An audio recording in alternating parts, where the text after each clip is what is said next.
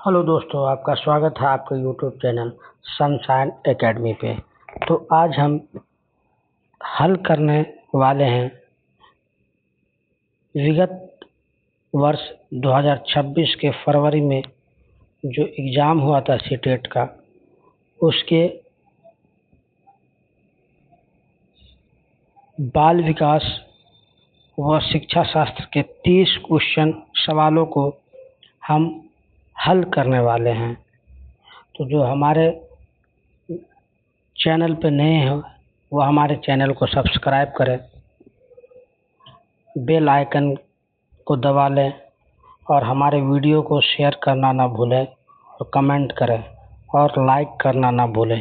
क्योंकि सीटेट में जो है अहम भूमिका निभाता है प्रीवियस ईयर क्वेश्चन।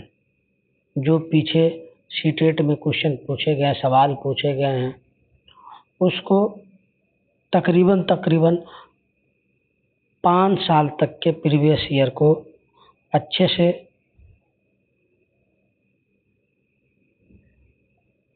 सॉल्व करना है। हल करने के बाद जो क्वेश्चन नहीं आते हैं उनको एक नोट्स बनाना है और फिर उसका रिवाइज करके फिर से उस सवाल को सॉल्व करना है।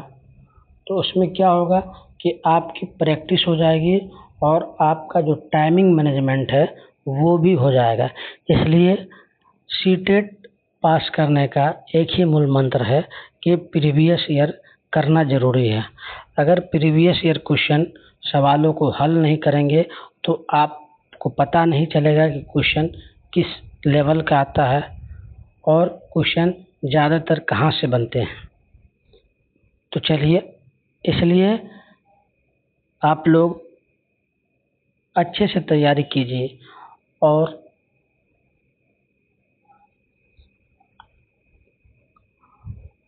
अपने कंसेप्ट को क्लियर करने के लिए जो आपने पढ़ा है थ्योरी, चाहे वो क्या नाम ग्रोथ एंड डेवलपमेंट का हो या कॉग्निटिव डेवलपमेंट का हो या जीन पियाजे जी का या लेव वाइगोस्की का सोशियो कल्चर थ्योरी हो या कोहलबर्ग का नैतिक विकास हो या मल्टीपल इंटेलिजेंस थ्योरी हो, है ना। जो भी आप पढ़ें, चाहे वो NCF 2005 हो या NEP 2020 हो या RT एक्ट 2009 हो, जो भी पढ़ें तो उस पे जो क्वेश्चन बनता है तो वो क्वेश्चन आपको कहाँ मिलेगा? वो आपको प्रीवियस ईयर क्वेश्चन में मिलेंगे और आपको पता चलेगा किस स्तर के क्वेश्चन पूछे जाते हैं सीटेट में। तो इसलिए मेरा आग्रह है कि आप लोग जो भी तैयारी कर रहे हैं सीटेट की, जो भी अभ्यर्थी सीटेट की तैयारी कर रहे हैं, तो वो प्रीवियस ईयर सेट लगाना नहीं भूलें। तो चलते हैं, आज हम ये फरवरी में एग्ज़ाम हुआ था उसके 30 क्वेश्चन CDP का लेकर आए हैं, उसको सॉल्व करते हैं। तो पहला क्वेश्चन दिया हुआ है कि किसी भी उम्र में अभिकथन ए कहता है, अभिकथन को ए से सूचित करते हैं और कारण को आर से, है ना, असर्शन और रीजन। तो अभिकथन ए कहता है किसी भी उम्र में शिक्षकों को इस बात पर ध्यान देना चाहिए कि बच्चा क्या नहीं कर सकता, बजाय इसके कि वे मदद या समर्थन से क्या कर सकते हैं। कारण दिया हुआ है दोस्तों, लेव वाइगोस्की ने प्रस्तावित किया है कि सीखने में केवल उन व्यवहारों को शामिल किया जाना चाहिए जो बच्चा स्वतंत्र रूप से कर सकता है। तो इसका ऑप्शन है, ऑप्शन ए कहता है ए और आर दोनों सही है, लेकिन ए आर की सही व्याख्या नहीं करता। दूसरा है ए सही है लेकिन आर गलत है। ऑप्शन 3 में है ए और दोनों गलत है। ऑप्शन 4 में है ए आर दोनों सही है और ए आर की सही व्याख्या करता है। जो लोग इस वीडियो को देख रहे हैं वो कमेंट में अपना आंसर भी बताएं कि आपका आंसर क्या होगा।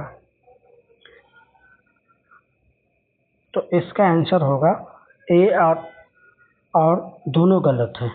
क्यों? क्योंकि अभिकथन से कारण दोनों गलत है, अभिकथन भी गलत है और कारण भी गलत है।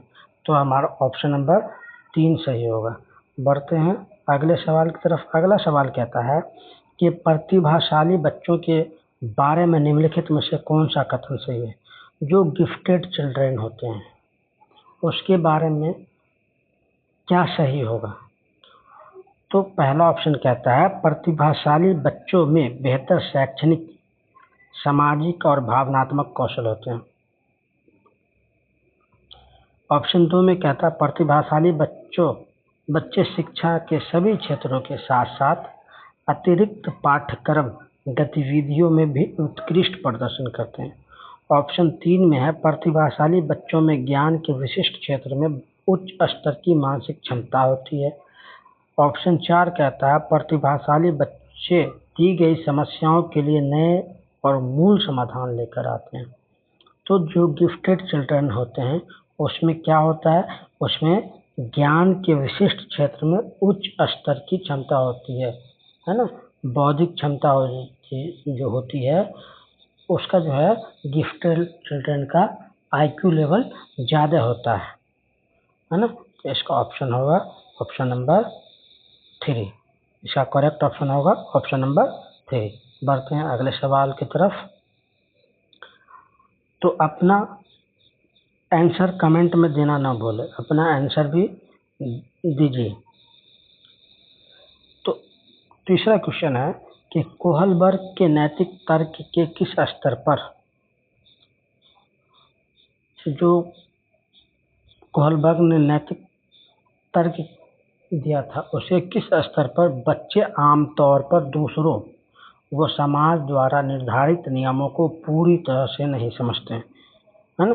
ऑप्शन में है उत्तर संक्रियात्मक स्तर, ऑप्शन 2 में है पूर्व पारंपरिक स्तर, ऑप्शन 3 में है पारंपरिक स्तर, ऑप्शन 4 में है पूर्व संक्रियात्मक स्तर। तो जो कोहलबर्ग ने मोरल रीजनिंग दिया था वो जो बच्चे होते हैं जो प्री कॉन्वेंशनल लेवल पे होते हैं, जो पूर्व पारंपरिक स्तर पे होते हैं, वो बच्चे समाज द्वारा जो निर्धारित रहता है नियम कानून उसको नहीं समझ पाते, उसको पूरी तरह से नहीं समझते हैं। तो बढ़ते हैं अगले सवाल की तरफ। अगला सवाल हमारा कहता है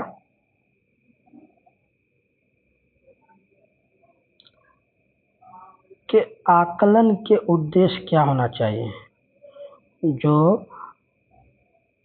असेसमेंट होते हैं उसका जो उद्देश्य होता है, उसका जो पर्पस होता है, क्या होना चाहिए।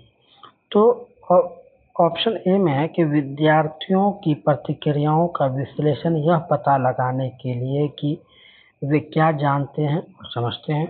ऑप्शन 2 में है ज्ञान में अंतर पता लगाने के लिए। ऑप्शन 3 में है प्रभावी शिक्षण गतिविधियों की पहचान करने के लिए। ऑप्शन 4 में है विद्यार्थियों की तुलनात्मक अंक देने के लिए। तो हम जो असेसमेंट करते हैं,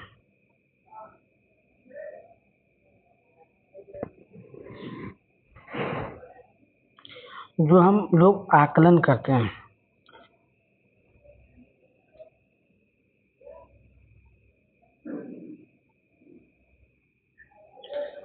उसका जो पर्पस होना चाहिए वो क्या होना चाहिए। विद्यार्थियों की प्रतिक्रियाओं का विश्लेषण यह पता लगाने के लिए कि वे क्या जानते हैं और समझते हैं। सही है, ये तो सही है।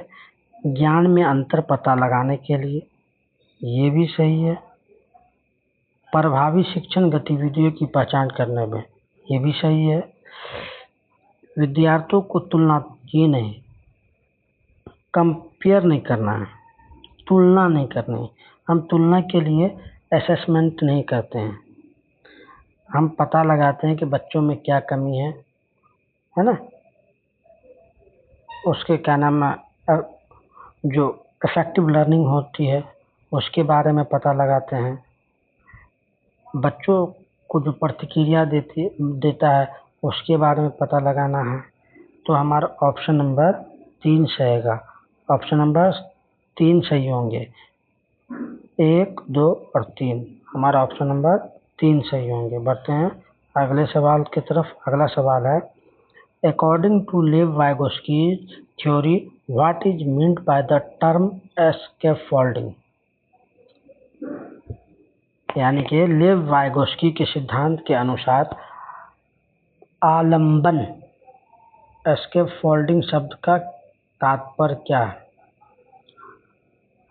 जो लेव वाइगोस्की ने स्कैफोल्डिंग शब्द का तात्पर्य क्या है, यानी कि उसका मीनिंग क्या है।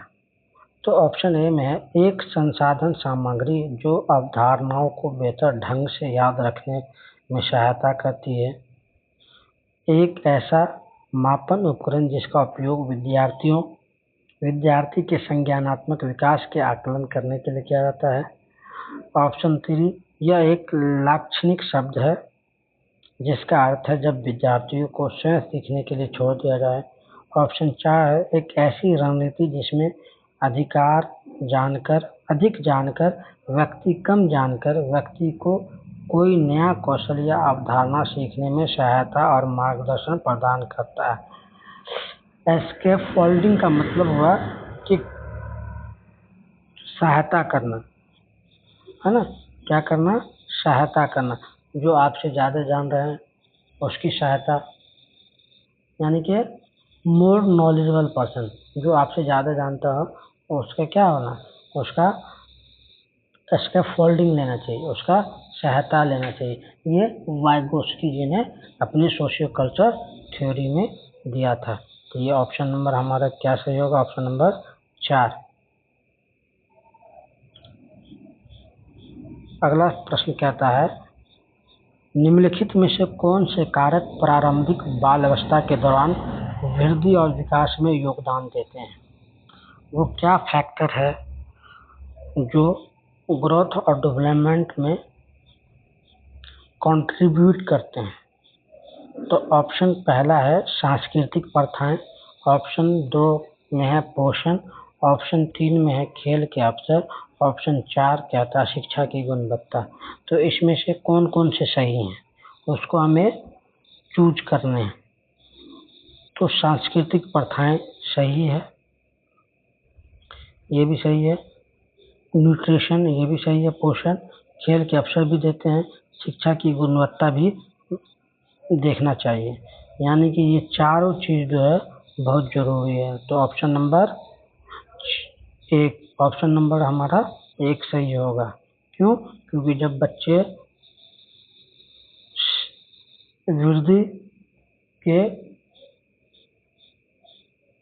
वृद्धि और विकास में योगदान देते हैं, है ना।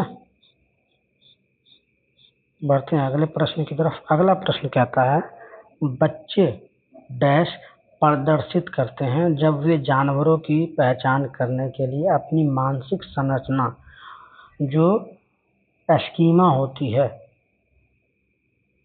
स्कीमा में घोरों को पहचानने के लिए नया स्कीमा जोड़ते हैं।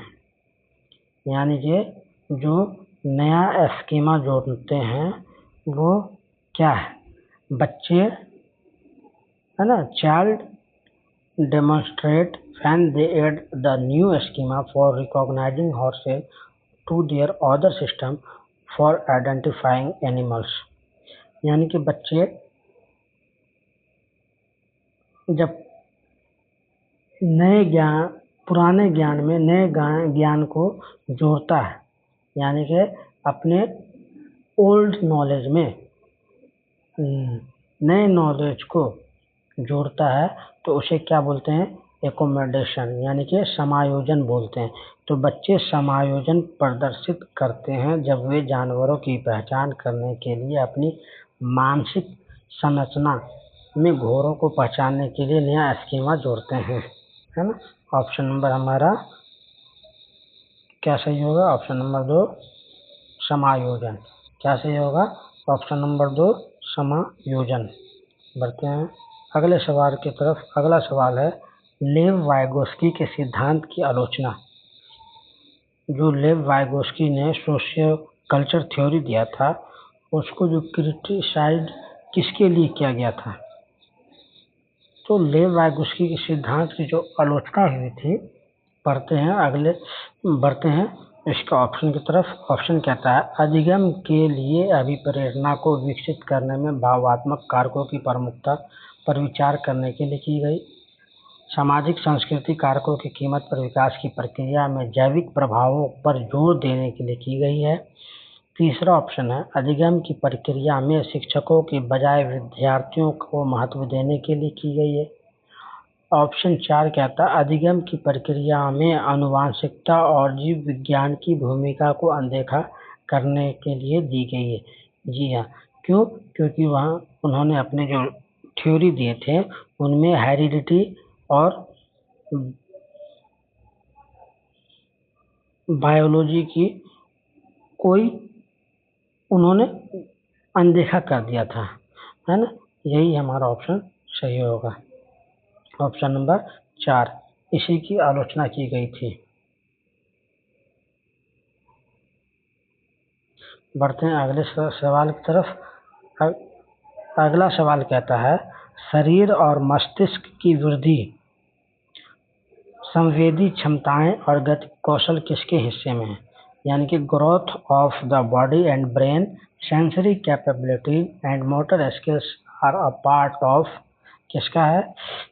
संवेदी चालक विकास का, दूसरा है शारीरिक विकास का, तीसरा है संज्ञानात्मक विकास का, चौथा है सामाजिक विकास का।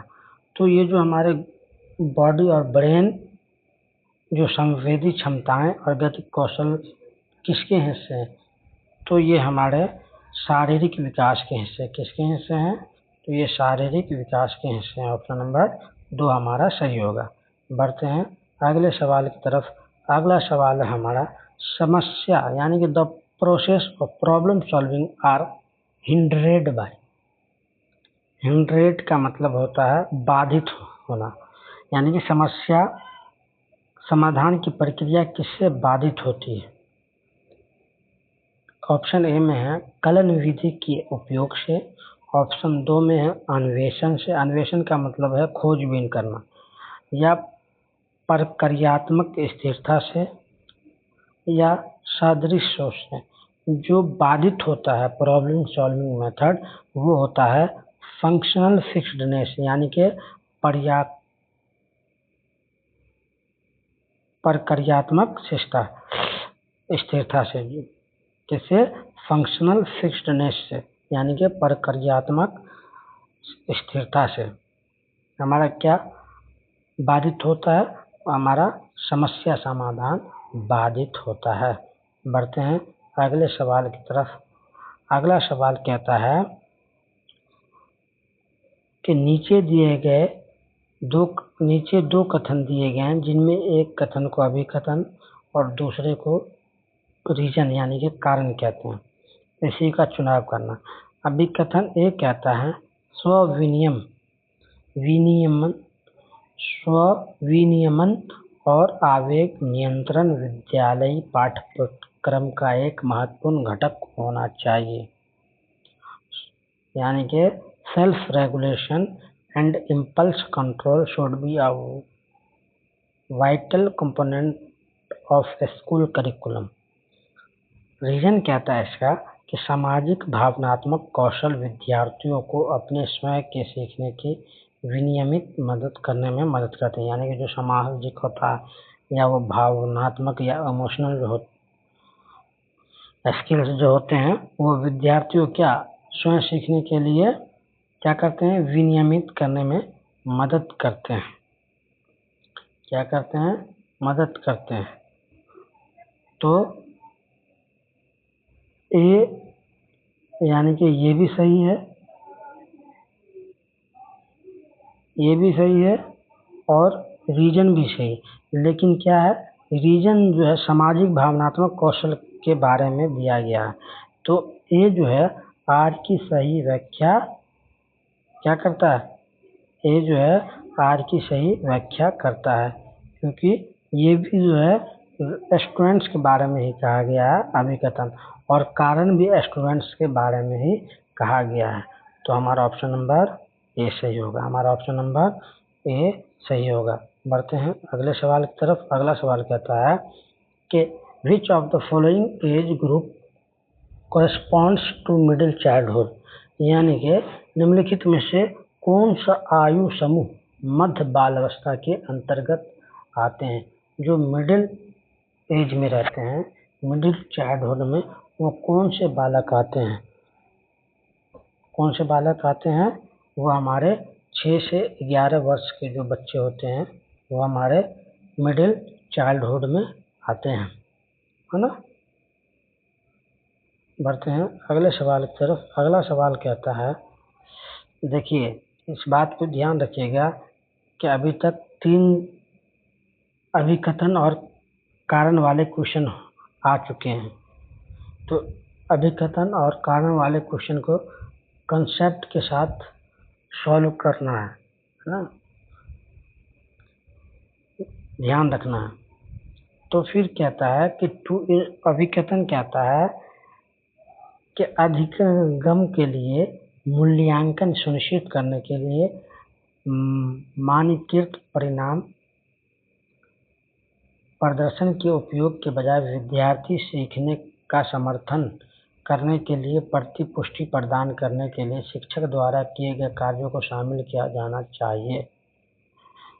उसके बाद कारण कहता है कि मानकीकृत परीक्षण अधिगम के लिए आकलन के बजाय अधिगम के आकलन के साथ अधिक संरेखित होते हैं, संरेखित होते हैं। क्या होते हैं? तो कहता है कि अधिगम के लिए मूल्यांकन सुनिश्चित करने के लिए मानकीकृत परिणाम प्रदर्शन के उपयोग के बजाय जो स्टैंडर्ड रिजल्ट होते हैं उनको डिस्प्ले करने के बजाय क्या कहता है, विद्यार्थी सीखने का समर्थन करने के लिए प्रतिपुष्टि प्रदान करने के लिए शिक्षक द्वारा दिए गए कार्यों को शामिल किया जाना चाहिए। यानी कि जो टीचर जो कार्य दिए हैं, जो वर्क दिए हैं, उसका फीडबैक क्या बच्चों को सीखने में क्या करता है, मदद करता है। ये सही है। क्या सही है? ये सही है, अभिकथन सही है। क्यों? क्योंकि बच्चों को स्टैंडर्ड जो मानकीकृत होती है रिजल्ट, उसको यानी कि प्रदर्शन क्या होता है, जब रिजल्ट शो होता है तो बच्चे का क्या होता है, भावनाहीनता का शिकार हो जाता है। किसका? भावनाहीनता का शिकार हो जाते हैं। अब किसी बच्चे का, आप एक क्लासरूम में बच्चे हैं, किसी का ज़्यादा आ गया, किसी का कम आ गया, तो बच्चे क्या होते हैं, वो भावहीनता का शिकार हो जाते हैं। इसी वजह से कहा गया है कि बच्चों को स्टैंडर्ड रिजल्ट के बदले आप बच्चों का जो टीचर जो कार्य दें उसका फीडबैक लें बच्चों से, है ना, उसकी प्रतिपुष्टि करें। लेकिन कारण क्या है कि स्टैंडर्ड जो एग्जाम होते हैं, जो मानकीकृत परीक्षण अधिगम के लिए आकलन के बजाय अधिगम के आकलन के साथ अधिक संरेखित होते जी नहीं। ये इसलिए ऑप्शन होगा ऑप्शन नंबर 4 ए सही है, लेकिन रीजन जो है वो गलत है। ए सही है और 8 गलत है। बढ़ते हैं अगले सवाल की तरफ। कहता है कि चिल्ड्रेंस असर्शन यानी कि बच्चों का अभिकथन कहता है कि बच्चों का विकास आनुवंशिक कोडों के प्रकट होने का प्रत्यक्ष परिणाम है। बच्चों का विकास आनुवंशिक कोडों के प्रकट होने का प्रत्यक्ष परिणाम है। कारण कहता है बाल अवस्था विकास का एक प्राकृतिक जैविक चरण है। बच्चों का कहता है कि child's development is a direct result of unfolding of genetic codes. Direct result थोड़े child development. Childhood is a natural biological stage of development, ये भी गलत है। तो ऑप्शन होंगे ए और आर दोनों गलत हैं।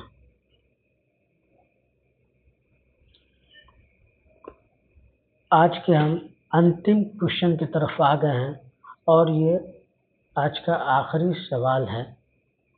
तो जो लोग हमारे चैनल पे नए हैं, जो लोग हमारे वीडियो को देख रहे हैं, वो लोग वीडियो को शेयर करना ना भूलें और लाइक भी करें, कमेंट भी करें और आप हमें सहयोग करें।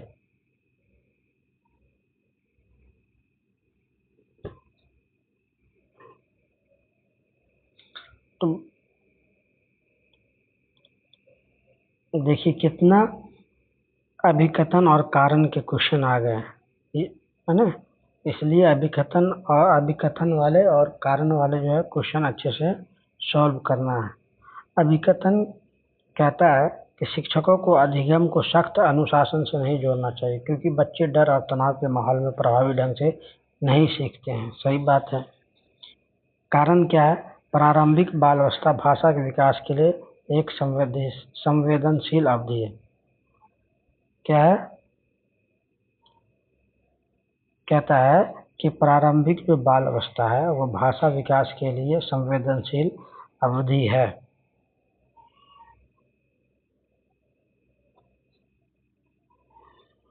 ये भी सही है, लेकिन क्या है, ये कह रहा यहाँ प्रारंभिक बाल अवस्था भाषा के विकास के संवेदनशील अवधि, और यहाँ क्या कह रहा है, शिक्षकों को अधिगम को सख्त अनुशासन से नहीं जोड़ना चाहिए क्योंकि बच्चे डर और तनाव के माहौल में प्रभावी ढंग से सीखते हैं।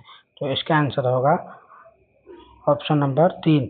ए और आर दोनों सही है, लेकिन ए आर की सही व्याख्या नहीं करता है। तो आज का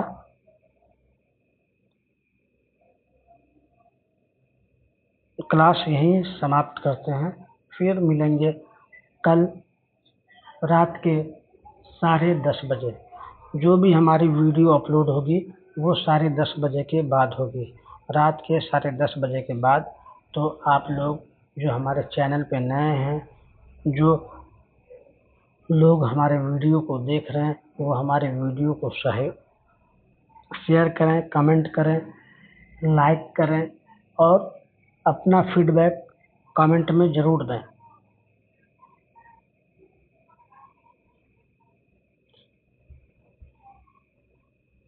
आपका फीडबैक हमें और अच्छा करने की ओर बढ़ाने में मदद करेंगे।